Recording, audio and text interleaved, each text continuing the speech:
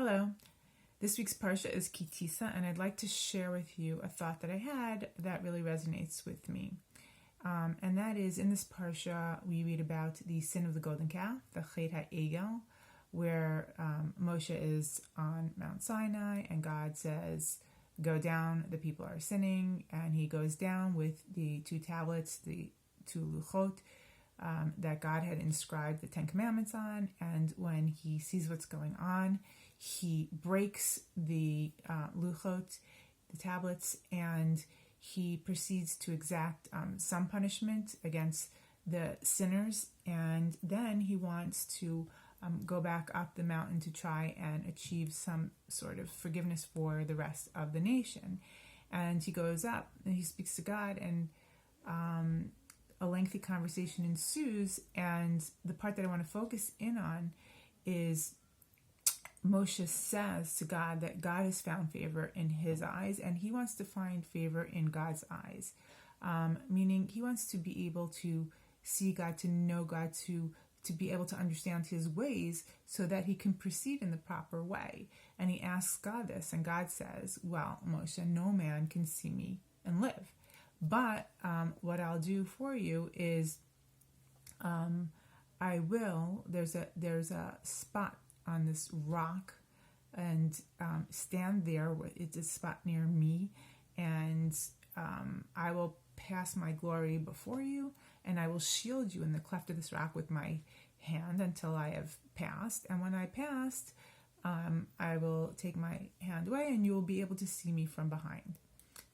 Very mysterious. What does this mean? It's a very difficult part in the Torah, but I want to explain how a way in which I can understand it that really brings me comfort in a lot of ways. And it's not something that's a simple meaning, and it's not something I've seen in the commentaries, but I think it has a large truth to it. And that is that many times we're in situations that are extremely difficult, that knowing what the right thing to do is not so simple. And a lot of times I find myself even saying, if I just knew what God wanted, right? If God would just throw me down a note, and God doesn't, and I can't see God in the situation, I mean, I can't see what the right thing to do is in the situation, I feel very frustrated. And I think what God is saying is just, if you can stand firm on a rock represents rock solid, just stay rock solid, stay close, stay connected to me, meaning in faith, okay? And try to do the right thing to get through the situation, even though I've covered your eyes, meaning you can't see, you feel like you're in the dark, you don't know what the right thing to do is.